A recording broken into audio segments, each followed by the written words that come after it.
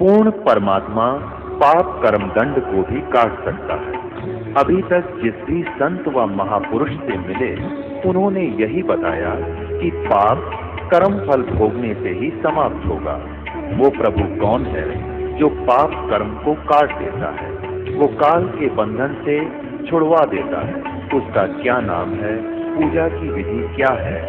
कृपया अवश्य सुनिए जगत गुरु तत्वदर्शी संत रामपाल जी महाराज के अमृत वचन।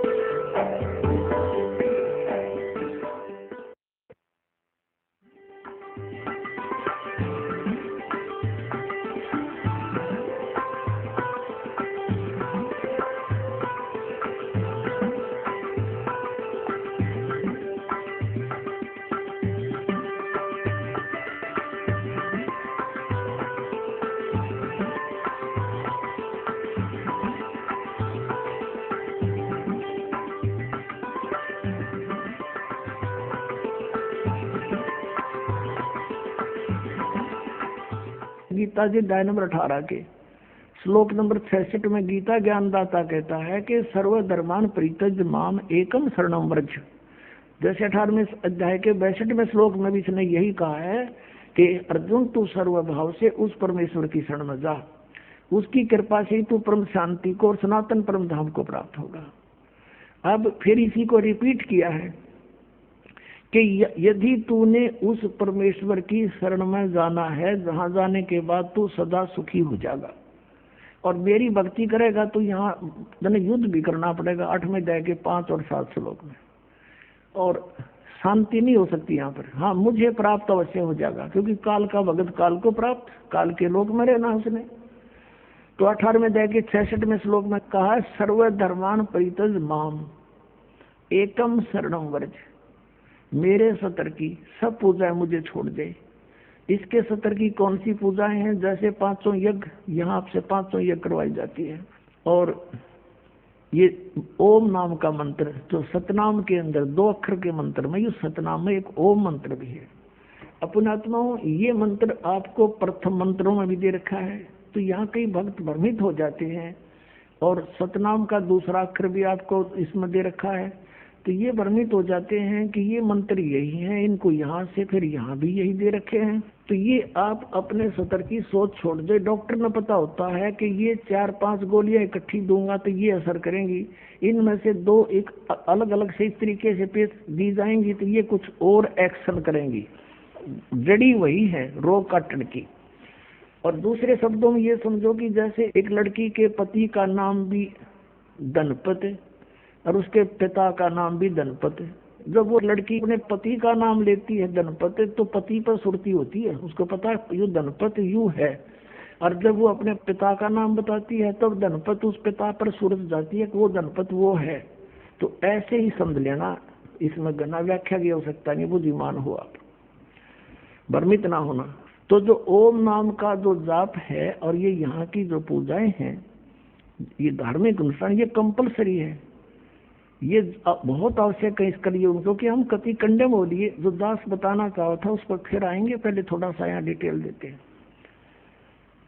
अब उसमें क्या होता है कि सर्वधर्मान परित्यज माम एकम शरणम व्रज, मेरे सतर की सब पूजाएं छोड़ दे, मुझ में छोड़ दे, मुझे दे दे, फिर मैं तुझे कोई पाप कोई कष्ट नहीं दूंगा। जैसे हम क्या करते रहे, पहले भी ओम नाम का जाप जपते थे और पूजाएं कोई नहीं करता था मानव समाज। ये तो कलयुग में आकर हमारे को डिवाइड कर दिया काल ने अपनी सुनियोजित तरीके से। हम क्या करते रहे, ओम नाम का जाप ब्रह्मलोक में देवता बनकर बर्बाद करते रहे, फिर वहां से बर्बाद करके अपनी कमाई को कुत्ते गधे सूअर की योनि में कष्ट उठाते रहे, पाप के आधार से नरक में भी जाते थे। तो अब हम क्या करेंगे कि जो हम पूजाएं करते हैं और जो धार्मिक क्रियाएं करते हैं, हम ओम नाम का जाप करते हैं, इसको एज इट इज दे देंगे सारा, कहते तेरा अपना तू क्लियर कर दे हमारा सारा अकाउंट, तू सारा चार्ज ले ले अपना आज तक का। फिर ये हमें उसके प्रतिफल में कोई कष्ट नहीं दे सकता, इसका हमने ऋण दे दिया। जैसे पहले क्या होता था कि कोई गरीब व्यक्ति किसी सेठ साहूकार या बड़े किसान से लोन ले लेता था कर्जा, और वो उसका कर्ज नहीं देता था तो उसको मजदूर लगा देता था कि मेरे यहाँ मजदूरी कर, अपने पूरे कर दिए। अब जैसे वो किसी और बड़े सेठ से उसका मेल हो जाता था, प्रार्थना करता था, तो वो सेठ उसको पैसे दे देता था, उसका जो कर्जा जिसके वो नौकर है वो उसका सारा कर्जा तार के देकर उसका अकाउंट वहां से मुक्त हो जाता था। और उस बड़े सेठ का जाता था, वो पंखे के नीचे बैठा होता, कलम से काम कर रहा है और वहां कस्सी बजा हुआ था। कितना अंतर हो गया। तो इस प्रकार इसका कर्जा दे देंगे हम, फिर ये हमें यहाँ कुत्ते गधे सूअर बना के ये तंग नहीं करेगा। तो इसने कहा कि सर्व धर्मान परित्यज माम एकम शरणम व्रज अहम तवा सर्व पापे वो मोक्षामि माशुच। इस काल ने कहा कि तू मेरे सतर की ओम नाम के जाप को उसकी शरण में जाने के बाद जो तू क्रियाएं करेगा फिर उसको मुझे दे देना। और फिर एकम शरणम व्रज, एकम जिसके बराबर दूसरा परमात्मा नहीं है, अद्वितीय एकम सर्वशक्तिमान परमेश्वर की शरण में व्रज माने जा। और इन अनुवादकर्ताओं ने सब ने आज तक 5500 वर्ष हो गए इस धार्मिक पुस्तक गीता जी को लिपिबद्ध हुए, और इनका ये अनुवाद सुनाते सुनाते इन्होंने ढेर सारी पुस्तकें बना डाली, और सब ने वर्ज माने आना कर रखा है, जबकि वर्ज माने जाना होता है, क्योंकि इनका ज्ञान नहीं था। तो इन्होंने अर्थों के अनर्थ कर डाले अपनी अज्ञानता के कारण इन काल के दूतों ने। अब जैसे इंग्लिश वर्ड है गो, गो मीन जाना, और उसका किसी सेंटेंस में गो शब्द हो और उसका अर्थ किसी ने कहा आना लिख दिया हो, तो वो उस उल्लेख से परिचित नहीं अनुवाद करता, वो मूर्ख है। गो माने आना हो ही नहीं सकता, जाना होता है। इसी प्रकार वर्ज माने जाना होता है, आना नहीं हो सकता। तो इनकी बुद्धि, ये अज्ञान था, इनको तत्व ज्ञान था नहीं, जिस कारण से इन्होंने सुप्रीम पावर मान कर श्री कृष्ण जी को उसी से को घुमा फिरा कर सब शब्दों को उसी पर आधारित कर दिया।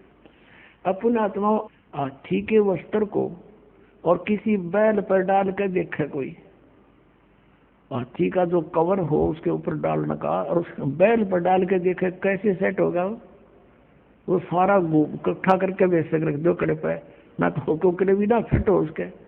तो ये इन्होंने ऐसा कर रखा है सदग्रंथों को, श्री कृष्ण जी पर फिट करने की चेष्टा करके सारे अनर्थ कर दिए, उल्टा कर दिया सारा। अनुत्तम माने छठी कक्षा के बालक ने पूछ ले बुद्धिमान ने। अब जैसे गुड माने अच्छा होता है और बैड माने अनुत्तम बुरा, तो उत्तम माने अच्छा, अनुत्तम माने बुरा। इन्होंने 7वें अध्याय के 18वें श्लोक में लिखा है कि भगवान ने कहा है वो ज्ञानी आत्मा मेरी अति उत्तम गति में सचित है। अनुत्तम का अर्थ कर दिया अति उत्तम। और 7वें अध्याय के 24 और 25 श्लोक में गीता ज्ञानदाता कहता है कि ये मूर्ख समुदाय प्राणी मुझ अव्यक्तम व्यक्तिम आपनम मनन्ते, ये मूर्ख समुदाय मुझ अव्यक्त को मैं छुपा रहता हूँ अपनी योग माया से, और मुझे कृष्ण मान रहे हैं। आई एम नॉट कृष्ण, मैं तो किसी के समक्ष आता ही नहीं। ये मेरा अटल एवं अनुतम दृढ़ मंत्र है, मेरा ये नियम है, कति घटिया और अटल है यू, कभी नहीं ऐसा करूंगा मैं, ये मेरा नियम। अरे वो अभी इन्होंने अनुत्तम का अर्थ अति उत्तम कर दिया। जो भगवान, जो पिता, जो व्यक्ति समाज के सामने नहीं आ रहा तो उत्तम कैसे हो गया? तो कोई दोषी है, कोई अपराधी है, मुंह दिखाता कोई नहीं, किसी ने छुपा फिरा है कितना। यूं क्या करे समझदार व्यक्ति को गलती बन जा तो भाई मैं तो मुंह दिखाने योग्य नहीं रहा, मैं कैसे शकल दिखाऊं। तो ये छुप रहा है, इसने से जुल्म कर रहा है, हमारे को मार है, काट है, हाहाकार मच रहा है यहाँ पर। वो कैसे आओ सामने, इसका सिर फोड़ जा रहा है। एक बार जाए तो बताओ मैं हूँ भगवान, तो ऐसा भगवान होया करे, ऐसा जुल्म कर रहा है तू। तो पुण्यात्माओं इसलिए छुपा बैठा है। और ये कहता है ये मेरा अटल नियम है, मैंने प्रतिज्ञा कर रखी है, मैं किसी के सामने नहीं आऊंगा। अर्जुन घर में दय के 47 और 48 श्लोक में लिखा है कि ये है मेरा अटल रूप, मेरा विराट रूप, जो तूने देखा, तेरे से पहले किसी ने नहीं देखा, ये तो मैंने कृपा करके तुझे दिखाया है। और ये मेरी प्राप्ति, ये मेरे सुख, इसके दर्शन मेरे रूप के ना वेदों वर्णित विधि से, न तप से, न जप से, न किसी प्रकार से नहीं हो सकते। तो इन्होंने ऐसी साधनाएं की, परमात्मा मिले नहीं, आखिर में निराकार की थ्योरी बनाकर समाज में पेश कर दी, जबकि वो साकार है, सब भगवान साकार है, शरीर है, मनुष्य सदृश है। अब कहने का भाव ये भी ये कहता कि सर्व धर्मान परित्यज माम, मेरे सतर की सब पूजाएं मुझे छोड़ दे, उसकी शरण मचा। वर्तमानी जाना होता है, आना नहीं होता। तो फिर मैं तुझे सब पापों से मुक्त कर दूंगा, तुझे मैं अपना बंद हुआ मजदूर नहीं रखूंगा, मेरा अकाउंट कर दे पूरा। तो इसका हिसाब मत परमात्मा करवा देगा और फिर हम आगे चलेंगे। फिर क्या होगा कि जैसे सतनाम 2 अक्षर के मंत्र है, अब 2 अक्षर का दूसरा जो मंत्र है, इस सतनाम का प्रथम मंत्र, हम इसको त्रिकुटी पर अकाउंट होगा इसका हमारा। और जो पहले मंत्र आपको 7 मंत्र दे रखे हैं, ये इसलिए दिए जाते हैं कि क्योंकि आप बहुत युगों से यहाँ अपना कति कंडम हो लिए, इस युग में आए हो, इन संतों के पास जीवन व्यर्थ कर दिया, आपके पाप इतने जबरदस्त हो गए। कई भक्त तो नाम लेते हैं क्योंकि एकदम विश्वास नहीं होता, ज्ञान वो सुन नहीं पाते। अगर पक्का विश्वास करके कि कबीर इज गॉड, और आप आ जाओ, नाम ले लो, सब त्याग दो, मर्यादा सब पुरानी पूजाएं, गारंटी देता ये दास्त है कि कैंसर का बाप हो तुरंत ठीक हो जाएगा।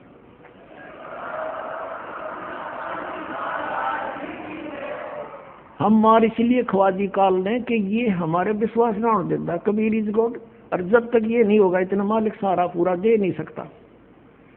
कह कबीर सुनो भी साधो, मैं तो हूँ विश्वास में, जब तुमने ये विश्वास हो गया कबीर इज गॉड, फिर देखना, या मैं 1000 प्रमाण दिखा सकता हूँ आपको, पुण्यात्मा हो जो परमात्मा की शरण में लगे हैं सच्चे, उससे उनके ऊपर कर्म की फिर मार आई है और ऐसे जीवित कर दिए। डॉक्टरों ने जवाब दे दिया था कि अब इसका कहीं इलाज नहीं, बेसिक ले जाओ, नाम ले रखा था उन्होंने, और वो अपने आप फिर स्वस्थ हो गए। भगवान किसे कहते हैं? इसको कबीर गॉड कहते हैं।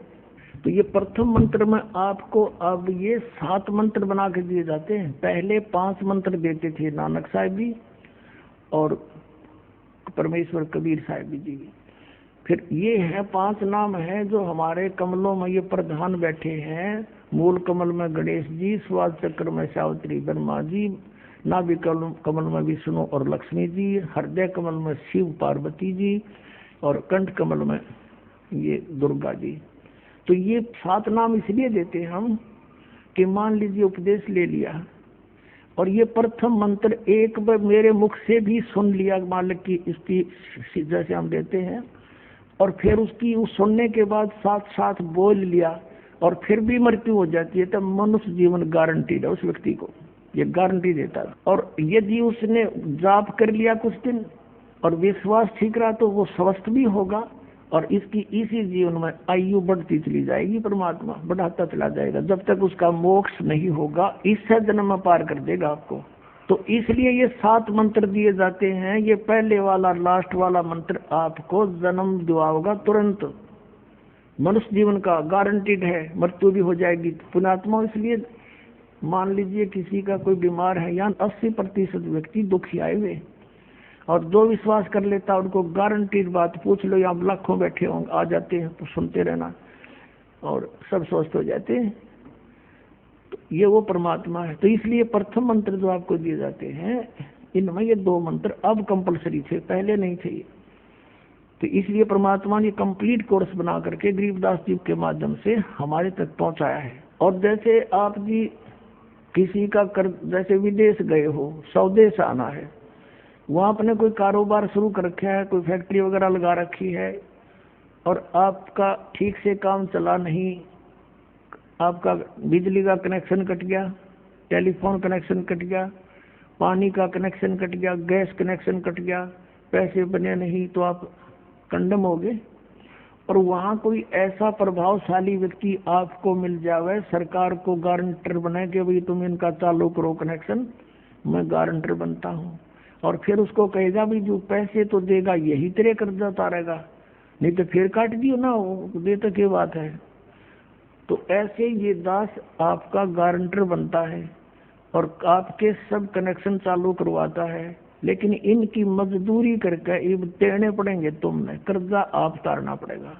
और परमात्मा जो है कुछ अपने कोटे से भी आपको पैसे देता, क्योंकि आप चला ही नहीं सकते अपनी फैक्ट्री को बगैर थोड़ा बहुत और सारा ना मिल रहा कहीं से, तो वो बगैर आपके वैसे सब्सिडी समझ लो ऐसे देता है।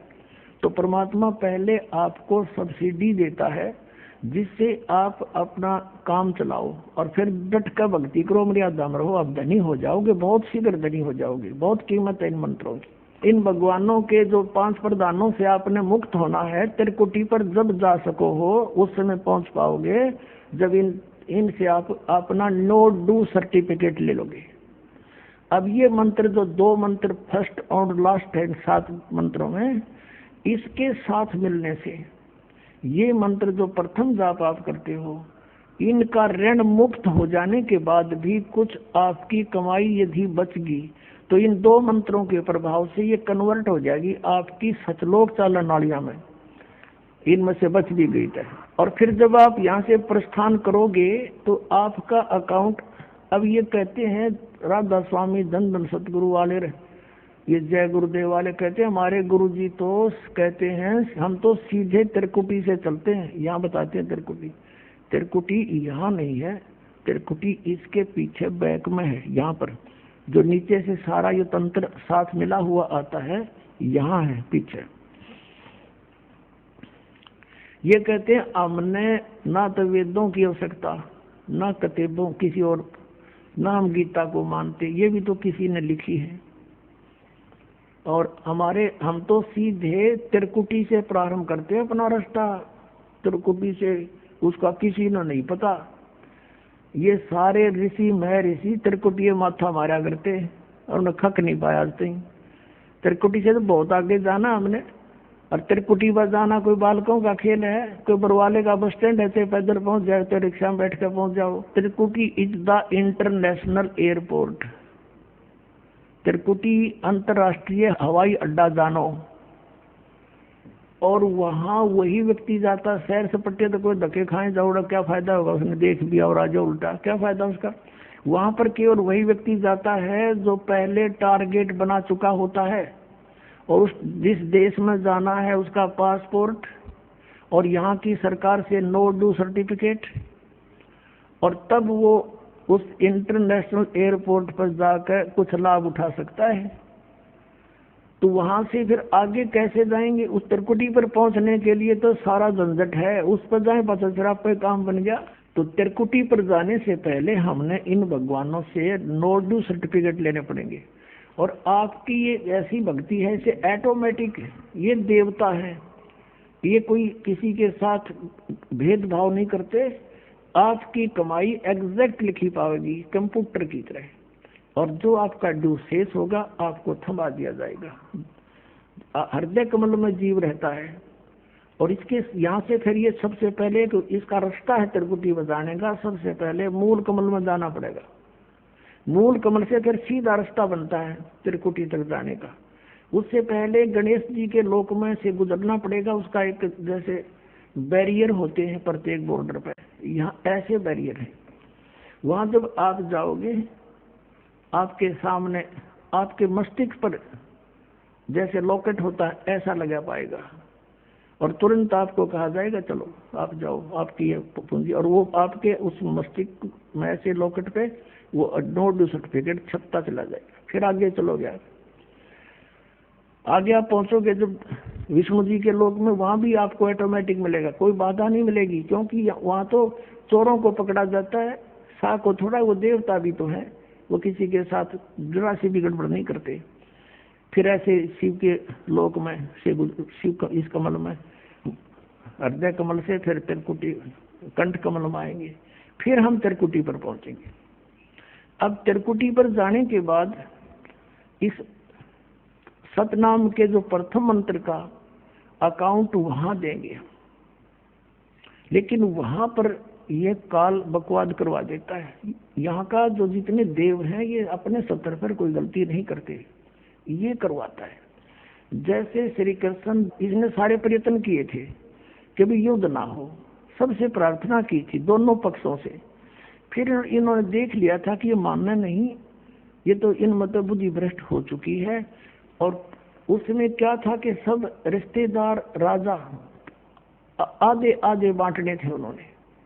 ये राजा को भाई जो कौरवों के पक्ष में आना चाहता है वो अपनी स्वीकृति दे दो, पांडवों के पक्ष में आना चाहता है वो अपनी स्वीकृति दे दो, ऐसे कति तैयारी होगी।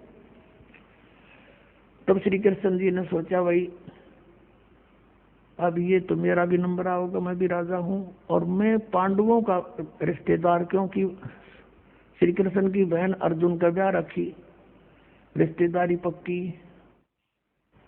और उधर से वो चाचे ताऊ थे, कोई अलग नहीं। तो श्री कृष्ण जी ने यहाँ तक कह दिया कि अभी एक तरफ तक मैं हूँगा, एक तरफ मेरी सेना होगी, अब मांग लियो जिसको मांगना हो।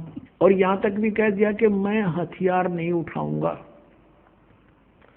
अब पांडव तो मुंह धो रहे थे श्री कृष्ण पे कि सर्वशक्तिमान है, ये जो हमारी तरफ पक्ष में हो गया तो अकेला ही बहुत है। तो फिर पांडव घबरा गए थे।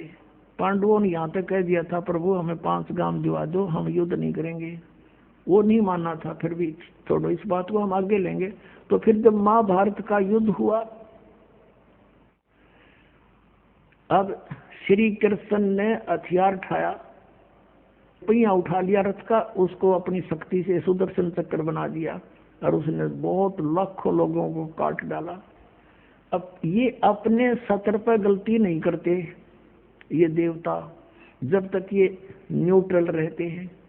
और जब इस काल ने इन पर प्रभाव किया, अंदर प्रवेश कर गया इसके काल, श्री कृष्ण के पाप को बनवा दिए इसके और सुदर्शन चक्र उठवा दिया, झूठा बना दिया, वह प्रतिज्ञा भंग करवा दी।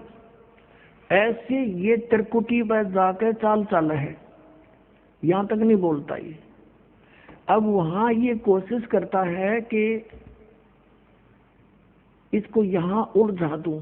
उससे पहले बहुत सी ऐसी बहुत से वहां पर त्रिकुटी तो एक बहुत बड़ा सांग है, बहुत बड़ा प्लेटफार्म है, और वहां पर कहीं पर डांस हो रहे हैं, कहीं पर दुकानें लगी हैं, औरतें खड़ी हैं, नाच रही हैं, कोई अर्धनग्न शरीर में खड़ी हैं, और बहुत से वैसे सुंदर सुंदर खड़े हाथी सजे हुए।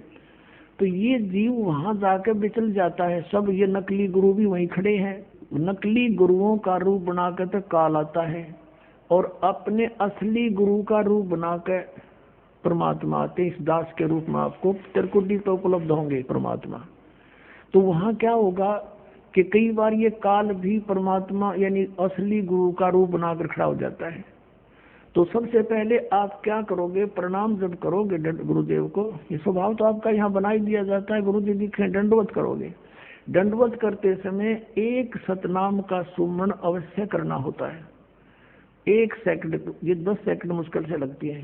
श्वास उस श्वास का सिमरण करे प्रणाम करते समय, और उठ कर जब देखोगे यदि परमात्मा होंगे तो एज इट इज पाओगे, और जब काल होगा दास के रूप में तो उसका स्वरूप बदला पाओगा, ऊपर का कपड़ा हटा पाओगा, उसका असली सूरत मिल जाएगी, तो आप वहां से बच जाओगे।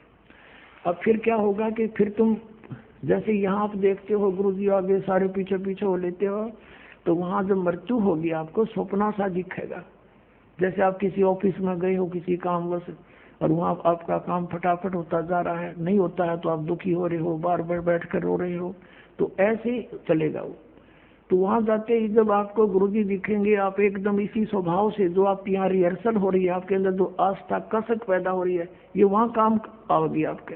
तो ये सब रिहर्सल यहाँ कराई जा रही है कि गुरु को परमात्मा जानकर ये सब क्रियाएं करो, तो वहां ये आपके काम आऊंगी, वहां अपने यूज होंगी ये सारी फार्मूले। तो जब आपको ये पक्का हो गया कि ये है गुरुजी, फिर आपको लेकर के धर्मराज के दरबार में परमात्मा जाएंगे इस दास के रूप में, और धर्मराज से कहेंगे जी इसका हिसाब कर दो, भगवान का आदेश है, आप लो अपना ये एक इसकी कमाई जो तुम्हारे सत्र की वो प्राप्त करो। ओम नाम की कमाई और ये यज्ञों का जो बचा हुआ यहाँ पर योग हो गया सो हो गया यज्ञ, फिर भी बचे हुए भी आपको वहां देने पड़ेंगे कि आप अपना संभालो अपने सतर की, जैसा कि आपके संविधान में लिखा है, ये पवित्र वेद, पवित्र गीता भगवान का संविधान है। इसके विरुद्ध जो कार्य करता है वो दोषी है, चाहे जज है चाहे बिना जज है। तो यहाँ का न्यायाधीश बहुत समझदार है, उसने वो सब समझता है। परमात्मा याद दिलाता है 18वें अध्याय के 66वें श्लोक में लिखा है, सर्वधर्मान परित्यज्य माम एकम शरणं व्रज। अपना अपने सतर की जो तुम्हारी है वो अपने लो, इसकी पूजा है और इसको छोड़ो, आगे चलेगा ये। तो वहाँ सतनाम के प्रथम मंत्र का जाप हम वहाँ देंगे, यज्ञ दे देंगे, फिर ये वहां से चलेगा। फिर वो आगे जागा तो पार ब्रह्म के लोक से हमने पार होना है। वहां पर सतनाम के दूसरे मंत्र की कमाई जो श्वास उश्वास से की हुई है, ये उसके दरबार में जाकर अक्षर पुरुष यानी परब्रह्म के लोक में जाकर के उसको देंगे, वो आगे जाने अलाउड कर देगा, उसके 7 संग ब्रह्मांडों से पार होना सहयोग देगा वहां से वो वहां तक जाने का, उस टैक्स के बदले में। अब यहाँ बताया है कि जे तू पढ़ा पंडित बिन दोई ना अक्षर दोई नावा और पर्णवत नानक एक लंगाए जे कर सत समावा। अब ये 2 अक्षर का नाम जो सतनाम है, ये हमें भंवर गुफा तक पहुंचा देगा। भंवर गुफा है, जैसे अभी तक हमने 10 द्वार सुने थे, तो यहाँ परमात्मा ने गरीबदास साहिब जी के माध्यम से कहा है कि 12 मद मैल मठ बोरे बहुर ना दे धरे रे। वो तो 12वें द्वार को पार करके है वो मठ, वो स्थान, वो ठोड़ ठिकाना। फिर जहाँ जाने के बाद बहुर ना दे धरे रे, फिर दोबारा जन्म कभी नहीं होता। एक 10वां द्वार तो इस शरीर से निकलना है। ये शरीर और एक ब्रह्मांड एक है, इससे निकल गया। कई योगी देखे यहाँ से शरीर छोड़ जाते हैं, यहाँ एक काग बोलते हैं इसको, स्थान को काग। छोटे से बच्चे को आप देखोगे नरम नरम स्थान होता है, वो कई बार नीचे हो जाता है तो उसको एक देसी इलाज से ऊपर उठाते हैं हाथ से, तो इसको फोड़ के वो बाहर निकल जाते हैं। वो कहते हैं जिसकी मृत्यु यहाँ से हुई हो ना, उस योगी को कहा करते इसने ब्रह्मांड फोड़ दिया। ब्रह्मांड फोड़ दिया, केकला तोड़ दिया। ब्रह्मांड के बीच में, प्रत्येक ब्रह्मांड के बीच में वो क्यों प्लेस है, खाली स्थान बहुत लंबा चौड़ा। ये फिर वहां धक्के खाए जाओ, उसका वहां चक्कर काटे जाओ, ठंडी ठंडी इसमें लगती रहे और वहां इसकी कमाई पूरी हो जाएगी, फिर वापस नरक में। और फिर 21 ब्रह्मांड का भी एक ग्रुप है, चारों तरफ से एक अंड आकार है, और 21वें ब्रह्मांड का कनेक्शन जो है उसके चारों तरफ भी फिर खाली स्थान है, और वहां से सीधा एक 11वां द्वार है, वो अक्षर पुरुष के लोक में प्रवेश होता है 7 संग ब्रह्मांडों का। वो 7 संग ब्रह्मांड भी चारों तरफ से एक तरफ बंद हुए हैं, पैक हैं, और बीच में अलग अलग डिवाइड हैं, वो अलग है। तो जब 11वें द्वार को पार करेंगे तो उसमें प्रवेश कर जाएंगे, अक्षर पुरुष के लोक में है। और 12वां द्वार जब है अक्षर पुरुष का, जो 12वां द्वार है अक्षर पुरुष के लोक से सतलोक में जाने के लिए पहले बीच में एक और स्थान है जो गुफा टाइप है, और उसको ऐसे गोल आकार है, वो ऐसे जाएगा ऊपर को। तो वहां जब हम 12वें द्वार पर खड़े हो जाते हैं, इसका जो अक्षर पुरुष का चारों तरफ से जो बंद है उसके पारदर्शक है, वो वहां से सतलोक दिखाई देता उस आत्मा को जिसके पास सार नाम की कमाई है। अन्य को नहीं दिखता, अक्षर पुरुष के लोग व्यक्तियों को नहीं दिखता, वहां के प्राणियों को नहीं दिखता, तो वहां से फिर वो दिखाई देता है। अब जैसे नानक साहब ने कहा है कि एक छुड़ावे एक लखावे, यूं तो छुड़ाओगा कालते सतनाम का पहला मंत्र ओम, और वो जो दूसरा मंत्र है वो लखावेगा, वहां जाकर एंड पे बैठा देगा, और वहां से आपको सतलोक दिखाई देगा, पार नहीं हो सकते। सार नाम है जिसके पास, तो फिर वो आगे उस भंवर गुफा से पार करके और फिर आपको 12वां द्वार पार करके तब परमात्मा का वो मठ है, वो स्थान है, सतलोक है, जहाँ जाने के बाद साधक फिर लौट कर कभी संसार में नहीं आते। तो इस प्रकार ये अर्थ तो ये था 18वें अध्याय के 66वें श्लोक का। ये बालक के जाने, संस्कृत के जानने वाले विद्वान पाक रहे थे। इनको कख नहीं पता था, अनर्थ कर डाला इस अनमोल सदग्रंथों का।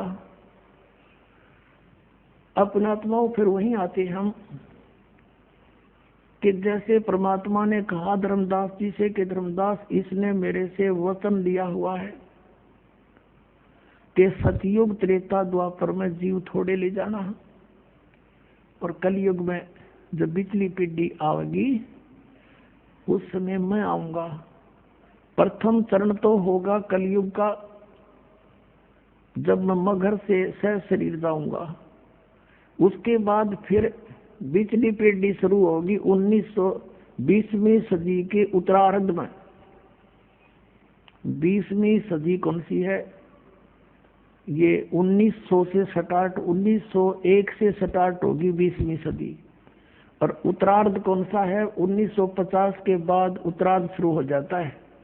1951 में दास का जन्म हुआ और उसके बाद ये बिचली पीढ़ी शुरू होगी। अब ये यहाँ से शुरू है बिचली पीढ़ी। 1947 में भारत आजाद हुआ, उससे पहले भारत में शिक्षा नाम नहीं था। 1947 के बाद जब दास 7-8 वर्ष का हुआ तो शिक्षा का सूर्य उदय हो रहा था। हमारे सतर की हमारी बहनें थी, उनको पढ़ाया नहीं जाता था। हमारी छोटी बहन थी जो सबसे लास्ट, उसको शिक्षा की फिर अलाउड हुआ धीरे धीरे, नहीं तो हम इतने शिक्षा के गुण से अपरिचित थे। तो फिर देखते ही देखते अब बाढ़ आ गई शिक्षा की, परमात्मा ने लानी थी। अब ये चैनल नहीं थे, पहले आप देख रहे हो सन 2000 तक कोई भी ये न्यूज चैनल एक्स्ट्रा नहीं थे और ना ही कोई ये आध्यात्मिक चैनल थे। ये परमात्मा ने दया बख्शी और स्वयं अपनी बुद्धि देकर अपने सतर से जीव से यू काम करवाया है, ताकि मेरे बच्चे घर बैठे सत्संग सुना करेंगे। मोबाइल बनवा दिए हैं, पहले एक टेप था, बिजली चली जाते रहे, जा बैठे जाओ बैठा रहो, 1 घंटे में आओ, इतना और काम हो जा, वो असली समय बर्बाद हो जा जब समय था फुर्सत का। तो ऐसी दया बख्शी परमात्मा ने जेब में डालो, कान में लगाओ और सुनते रहो और काम भी करते रहो, मंत्र जाप करते रहो। और ये शिक्षा ये परमाणु बम बनाने खातिर ना दी थी, ये नॉलेज इसलिए दिया था। ये तो अपने साथ खरीद ली इन्होंने परमाणु बम बना के, और क्या की खातिर? एक पृथ्वी के टुकड़े पर कट कट मर गई दुनिया, महाभारत हो गया, लाखों मर गई, या पृथ्वी यही रहेगी। यही एकड़ जमीन, ये किले जमीन आपको दिखाई देते हैं। अरबों खरबों व्यक्ति रजिस्ट्री करा करा लठम लट्ठा होकर मर गए, यही नौके नो यही रह गए, वो चले गए कि तो कुत्ते को देखी होनी में, तो काहे के लिए मरे खप्पे यहाँ पर। तो अब प्रसंग आ गया कि जैसे सतयुग त्रेता द्वापर में ये वो प्राणी जन्म लेंगे जो ईब भक्ति से पार नहीं हो पाएंगे, और कमाई इनकी खूब हो जाएगी किसी कारण से, और कुछ भी कारण बने उनका दुर्भाग्य उदय होगा, वो पार नहीं हो पाएंगे। लेकिन इतने दयालु है परमात्मा, अब फिर इतनी भक्ति करा दी इनकी, 3-4 युग तक ये खा पी लेंगे मर लेंगे, ये दुखी ना होंगे। अरे दुखी होंगे कलयुग में आके, इन फिर संभालूंगा, पार ना हो तो फिर अब अनमटी फेर है। अब देखो सतयुग में हम वैसे जिस सुख को सुख कहते हैं वो सुख नहीं है, लेकिन हम उसी को सुख मान रहे हैं। परमात्मा कहते हैं झूठे सुख को सुख कहे, ये मान रहा मनमोद, ये सकल चली ना काल का, कुछ मुख में कुछ बोल। अब सतयुग में जन्म होगा उन पुण्यात्माओं का जो अब भक्ति से मैच्योर कर दी जाएंगी, और पार हों को ना तो पहले ऊपर धक्के खाएंगे। कोई असंख्य युग में उसको पृथ्वी पर पटकेगा, कोई हजारों युगों में ऊपर घुमाता रहेगा, इसको कति चूस के सारे पुण्य बर्बाद करवा के फिर पृथ्वी पर पटक देगा। और पृथ्वी पर फिर इसके पिछले पद होंगे तो सतयुग में जन्म देना पड़ेगा इसको। उस समय सतयुग में कैसा माहौल होगा कि जैसे कलयुग के अंत में परमात्मा ने अपनी वाणी में सूक्ष्म वेद में लिखा है कि 20 वर्ष की आयु रह जाएगी पुरुष की, मनुष्य की, और 5 वर्ष की लड़की विवाह, यानी 5 वर्ष की लड़की के बालक होने लग जाएंगे, बच्चे उत्पन्न करेगी, और 1.5-2 फुट की आयु रह जाएगी मनुष्य की हाइट लास्ट में, एंड ऑफ द कलयुग। और सभी प्राणी बिल खोद कर आ करेंगे, मैल मूल नहीं बढ़ाओगे, भूकंप झटके तूफान इतनी जबरदस्त आ करेंगे को 2-3 फुट का भी स्ट्रक्चर बनाकर नहीं रह सकता, इतनी पीड़ा होगी इनको। और सब मांसाहारी हो जाएंगे, कृतघ्नी हो जाएंगे। तो फिर क्या होगा कि उस समय ये एक जो राजा हरिश्चंद्र हैं, ये सतयुग में जिन्होंने इतना तप साधना की थी, बड़े सत पर ढुके रहे, वो स्वर्ग में हैं। उनको फिर 10वां अवतार बना के भेज देगा युकाल, उसके कर्म बेगलवान में। उसकी बहुत लंबी तलवार होगी और उसका कद सबसे तगड़ा होगा, 7-8 फुट का होगा। और फिर सबको वो काटेगा जैसे परशुराम नक्षत्री काटे थे, क्योंकि वो तो ये मानने को नहीं, यहाँ का इलाज लास्ट में यही है इसके पास। सबको कत्लेआम करेगा, खत्म कर देगा। उस समय थोड़ी बहुत भी आस्था जिसकी मालिक में होगी उसने छोड़ देगा, जरा सी भी कोई थोड़ा सा भी डरने वाला हो। फिर क्या होगा कि इतनी जबरदस्त वर्षा होगी पूरी पृथ्वी पर, जल ही जल हो जाएगा। और वो प्राणी ऊंचे स्थानों पर जाकर रहने लग जाएंगे, पहाड़ों पर। और जैसे परमात्मा लिखा है कि 3 हाथ अंश खींच लेत कलयुग धरती का, और उगय कोई ना बीज हाल कह जो पृथ्वी का। लास्ट के कलयुग के अंत में 3.5 हाथ का अर्थ है 3.5 फुट तक नीचे तक उपजाऊ अंश खत्म हो जाएगा पृथ्वी का। ये आप देख रहे हो, खाद पर खाद ठोकर लाग रहे, तो इसमें होगा क्या? कुछ दिनों में समाप्त हो जाएगा ये। लेकिन अब फिर मालिक कुछ दया बख्शेगा आपके ऊपर। अब यूं हजारों वर्षों तक सतयुग जैसा माहौल होगा और समय पर वर्षा होया करेगी और थोड़े में गुजारा होगा। ये वहां पृथ्वी ने न्यू पाडन लग रहे हैं, कोठी बनावांगे, बंगले बनावांगे, न्यू करांगे, कार खरीदांगे, 1 किलो 20 खाद डाल दें, फिर हम खाने जोगे पैदा करेंगे दाने, घड़ी बकवाद नहीं बहावेगी, या फिर स्थिति ठीक होगी, बाग बगीचे लगेंगे, सुंदर माहौल बनेगा। देख लेना यहाँ पर फिर ऐसा ही बनेगा। कलयुग के अंत में वो फिर ये उपजाऊ तो है को नहीं और वर्षा हो नहीं, क्योंकि प्रदूषण बढ़ जाएगा। तो उसमें बूंद इसी पड़ा करेंगी जैसे ओस गिरती है, बस, इससे अधिक नहीं। फिर होगा क्या? तो फिर क्या होगा? वो वर्षा जब होगी पानी पानी हो जाएगा, जल जल पूरी पृथ्वी पर हजारों वर्षों तक खड़ा रहेगा। फिर वो धीरे धीरे सूखेगा और वो जमीन में शोक होगा। जमीन के अंदर का जो जहर है, जो अनुपजाऊ कर दिया जिसने, वो सारा ऊपर होगा बाहर, ऊपर आकर वाष्प हो जाएगा।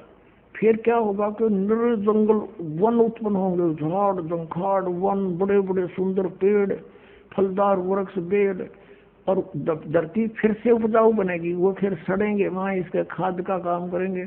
और जब फिर ये सतयुग के प्राणी उत्पन्न होंगे, जब वातावरण में बहुत शुद्धता होगी, और वृक्षों के अंदर एक विशेष गुण है, वो कार्बन डाइऑक्साइड को ग्रहण कर लेते हैं, ऑक्सीजन छोड़ देते हैं, तो पूरे ऑक्सीजन बढ़ जाएगा। बड़े बड़े वृक्ष होंगे। अब माता पिता छोटे छोटे होंगे, बच्चे बड़े बड़े तगड़े होंगे। अब इसके उल्टा शुरू हो रहा है, माता पिता तगड़े तगड़े, बेटा बेटी जितनी होने लग गई। अब रिवर्स काम चल रहा है। तो ऐसे फिर सतयुग शुरू होगा। उस सतयुग में ये आत्मा जो ईव यहाँ रह जाएंगी भक्ति प्राइम टाइम में, तो वह फिर जन्म लेंगी। अब उनकी पिछली भक्ति से वो जहाँ लगाओगे समाधि भी लगेगी।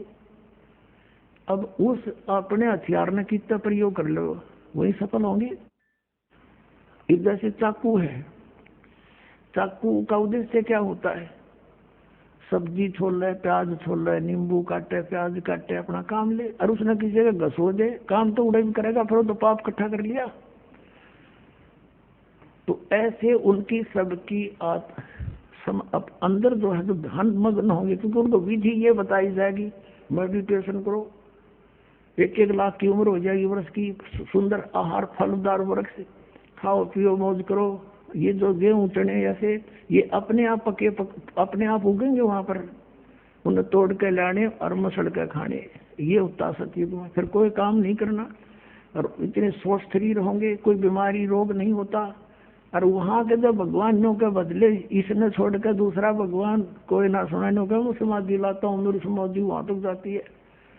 तो सतयुग त्रेता द्वापर तक इन्हीं अब के बिछड़े हुए बागियों के पुण्य फिर थोड़े बहुत चलते रहेंगे। ये सुने को ना भगवान की बात, और जो उसके कुछ पूर्व संस्कार से उनको लाभ होता रहेगा। वो सोचेंगे जो साधना मैं कर रहा हूँ इसी से मुझे पुण्य हो रहा है। लाभ हो रहा है। और कलयुग में धर्मदास ये कति खाली हो लेंगे, बैटरी डाउन हो जाएगी इनकी। नरे पाप इकट्ठे होंगे, शास्त्र विधि साधना करेंगे।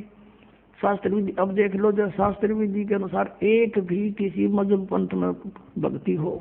नानक साहब जी सतनाम का जाप करते थे, पूरे सिख समाज को उसका पता नहीं, तो वो कैसे मोक्ष प्राप्त होगा उनको। ऐसे ही पूरे हिंदू समाज में इस मंत्र से जाप होना एक को भी नहीं पता, कोई एंडमेंट नाम देते हैं। ऐसे मुसलमान समाज में, ऐसे ईसाई समाज में देख लो, तो ये सब शास्त्र विधि का मनमानी पूजा करने से अब इनकी पुण्य कमाई तो बनी नहीं, आध्यात्मिक कमाई बनी नहीं, अन्य सिद्धि शादी आ गई, वो यही बर्बाद कर दी। तो अब इनका कुछ भी क्रिया काम नहीं करेगी, सब दुखी हो लेंगे। और जो साधना ये करते ये तो काम की थी ये को ना, पिछले प्रारब्ध दिन के अच्छे हैं नहीं, तो सब पर कैर टूटेंगे, बट नेचुरल है। और जब ये दुखी होंगे तो भगवान की खोज में कोई संत के पास जाएंगे, कोई किसी पंथ के पास जाएंगे, कोई मंदिर में जाएंगे, कोई मस्जिद में जाएंगे। फिर वहां मैं अपने बच्चों को मिलूंगा किसी भी तरीके से, और फिर उनको सतमार्ग बताऊंगा और मैं उपदेश दूंगा, वो लेते ठीक होने लग जाएंगे और वो फिर मुझे पहचान लेंगे। और नकलियों गुरुओं की किताबें बन चुकी होंगी, जब मेरा संत जाएगा वो उनकी पोल पाड़ के और सबको सार्वजनिक कर देगा, और मेरे बच्चे मुझे पहचान लेंगे और सतनाम जाप करके सार नाम लेकर मेरे पास न्यू आवेंगे। तब कलयुग तक इसको छुपा के रखना। इसलिए परमात्मा ने सतयुग त्रेता द्वापर में जानबूझकर फ्री छोड़ दिया था, खा लेने दे धक्के नोर। और अब देखना पुण्यात्माओं, नो जहाज के जहाज भर के जाएंगे सतलोक में। बोलो सतगुरुदेव।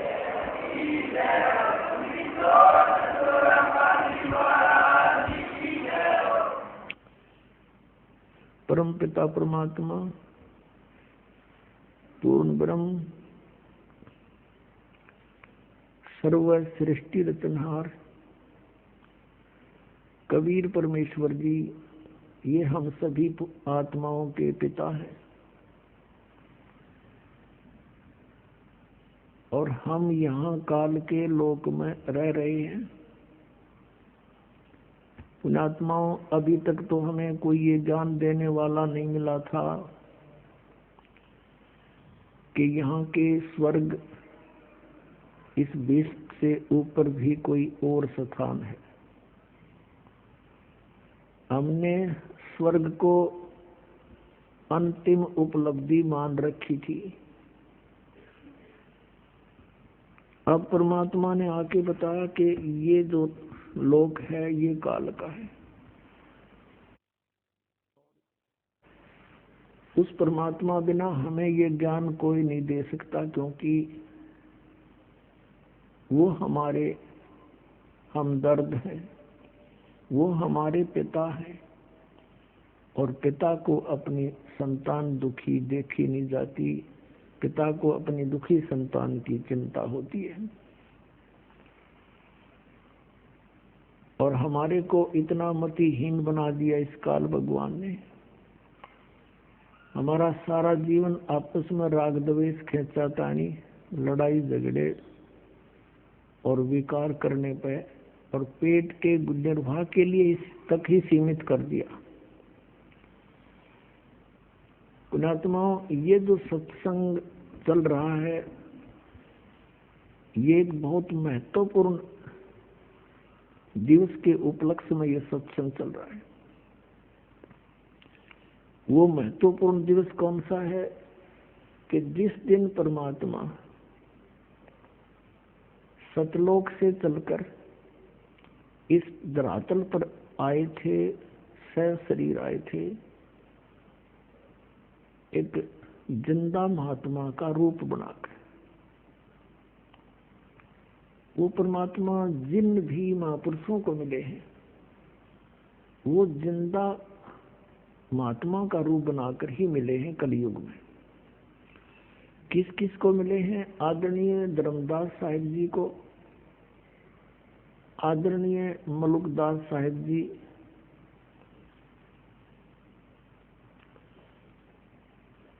और आदरणीय दादू साहिब जी, आदरणीय नानक साहिब जी, आदरणीय गरीबदास साहिब जी, गांव छुड़ानी, जिला झज्जर, हरियाणा वाले। आदरणीय गीसा दास साहिब जी, गांव खेकड़ा, जिला मेरठ, उत्तर प्रदेश वाले को। इन महापुरुषों को मिले हैं वो जिंदा महात्मा के रूप में मिले, क्योंकि ये हमारे पिता हैं, ये हमारे जनक हैं, और ये परमात्मा प्रत्येक युग में आते हैं, और प्रत्येक युग में ये ऐसे ही शिशु रूप धारण करते हैं, और फिर बचपन से एक लीला करते हुए धीरे धीरे बड़े होते हैं। इनकी परवरिश की लीला कंवारी गायों द्वारा होती है। ये वेद भी प्रमाण देते हैं, और उस परमात्मा की लीला जो उन्होंने की है वो एज इट इज है, जो आज वेद गवाही दे रहे हैं। जैसे कि ये समागम चल रहा है फाल्गुन उतरते की द्वादशी को, परमेश्वर कबीर देव जी असंख्य ब्रह्मांड के स्वामी सतलोक से चलकर आए, और गांव छुड़ानी, जिला झज्जर के खेतों में, जंगल में, जहां आदरणीय गरीबदास साहिब जी 10 वर्षीय बालक गौवें चरा रहे थे, गवाले रूप में, अपनी ही गौओं के गवाले थे, और भी 5, 7, 10 अन्य गवाले भी उनके कुछ नौकर थे, और कुछ दूसरे गांव के लोग भी साथ थे। कुछ बड़े थे, कुछ छोटे थे। गरीबदास जी सबसे छोटे थे। एक जिंदा महात्मा का रूप बनाकर परमात्मा सतलोक से चलकर आए, वहां प्रकट हो गए। कुछ ही दूरी पर फिर उनको आते नजर आए। तो गरीबदास साहिब जी और वो सभी पाली, उस समय 10 बजे, यही मौसम था, 10 बजे एक वृक्ष के नीचे बैठकर जांडी के नीचे खाना खा रहे थे। और कबलाना गांव से गांव छुड़ानी को जाने का एक आम रास्ता था। पैदल चलने वाले व्यक्ति वहीं से आते जाते थे, यात्री भी वहीं से आते जाते थे। उसी रास्ते से, उसी के साथ में वो जांडी का पेड़ था, जहां वो आहार कर रहे थे, दोपहर का खाना खा रहे थे। परमात्मा वहां आए तो सभी पालियों ने कहा कि महाराज आओ भोजन पालो। परमेश्वर ने कहा कि मैं भोजन तो बच्चों अपने गांव से खा कर आया हूँ। कहाँ है आपका गांव? गांव मेरा सचखंड है, सतलोक है। कितनी दूर है यहाँ से? कि 16 शंख कोस की दूरी पर। उन्होंने पालियों ने कहा महाराज फिर दूध तो पीना ही पड़ेगा, हम अतिथि को ऐसे नहीं जाने देते। तो परमेश्वर ने, कबीर देव जी ने कहा, सतपुरुष ने कहा कि भाई मैं कुंवारी गाय का दूध पीता हूँ, पिलाना है तो पिलाओ। तो दूसरे पाली थे, कहने लगे बाबा जी तेरी नीयत खराब है, मजाक करते हो, आपकी दूध पीने की नीयत नहीं है। कुंवारी गाय को भी दूध देती है। परमात्मा ने कहा भी देख लो, दूध पिलाना है तो कुंवारी गाय का पीता हूँ। गरीबदास जी उठे, 10 वर्षीय बालक, और लाए एक गऊ पकड़ के, बछिया 1.5 वर्ष की, और ला के खड़ी कर दी कि महाराज देखियो, इसको बच्चा तो है भी नहीं, दूध कैसे देगी है। परमात्मा ने कहा कोई पात्र है तुम्हारे पास जिसमें दूध निकाले? कहाँ जी है? कि धो लो उसको। जी धो लिया, धो के साफ करा हुआ है, रख इसके नीचे, गाय के नीचे बैठ गया गरीबदास जी बालक लेकर के। आदमी वहां से रहा, देखेंगे कैसे दूध देगी। परमात्मा कबीर जी ने, सतपुरुष ने सबकी मारी गऊ की पीठ पर, सतन लंबे लंबे हो गए, दूध की धार बंध गई, और वो पात्र भर दिया। बोलो सतगुरुदेव।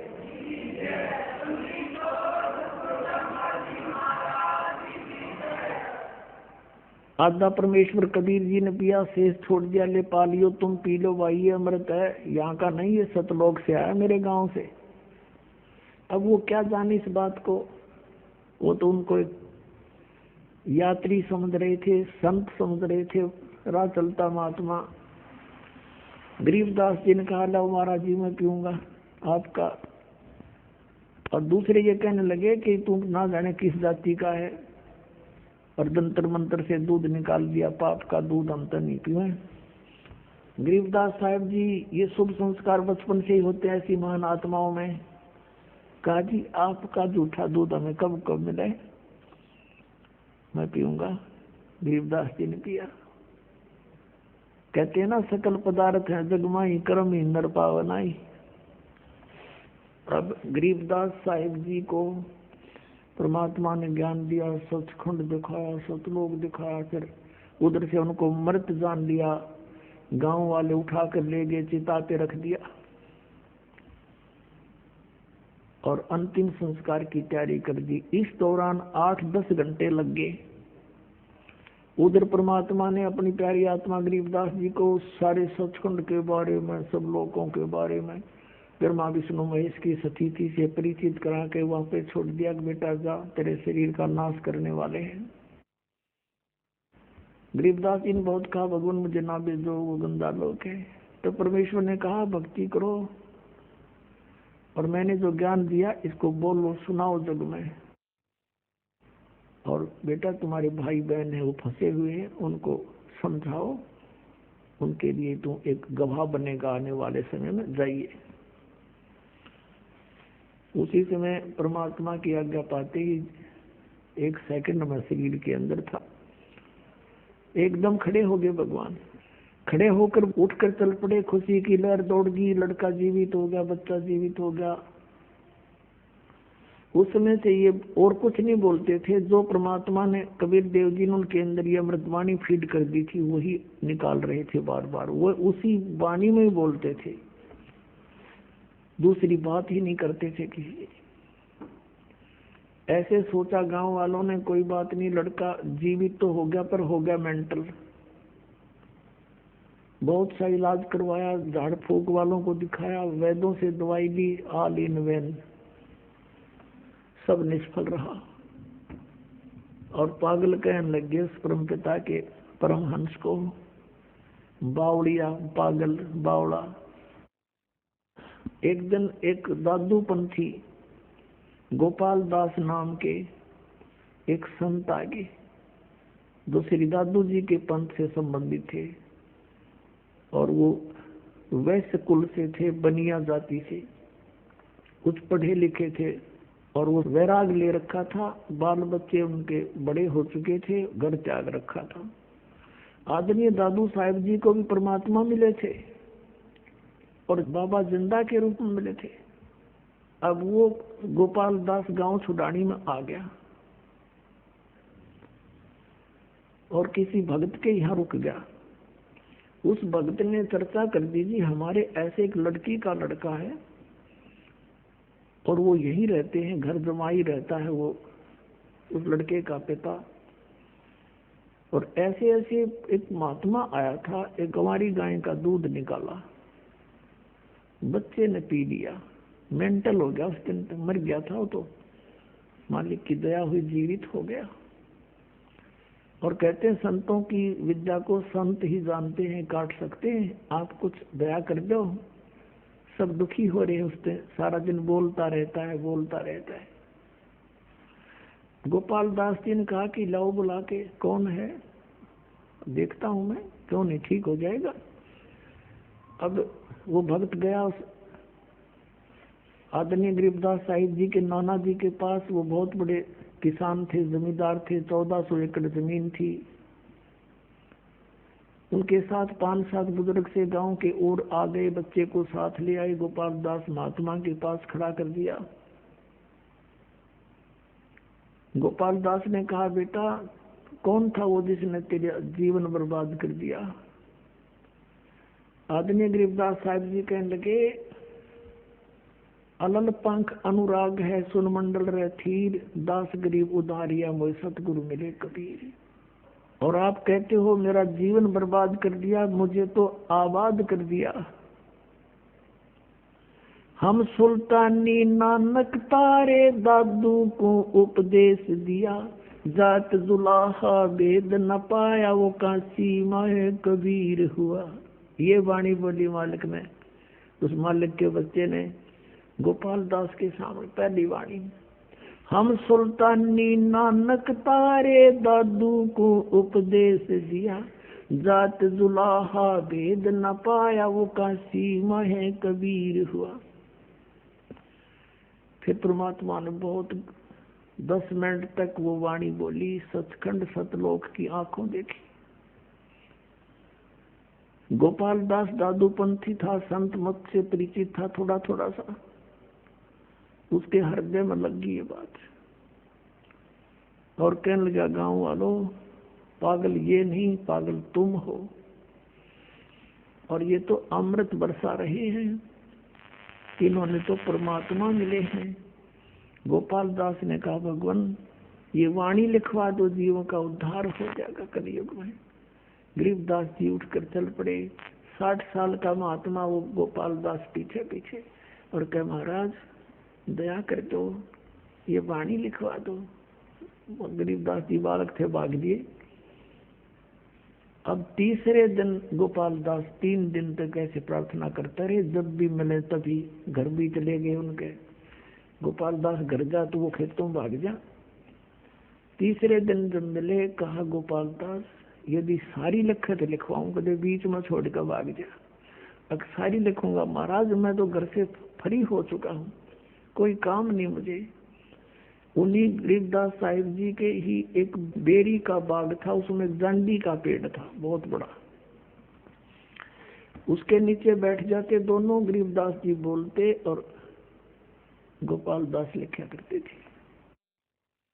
इसमें पुण्यात्मा एक शब्द कहा है कि हम सुल्तानी नानक तारे।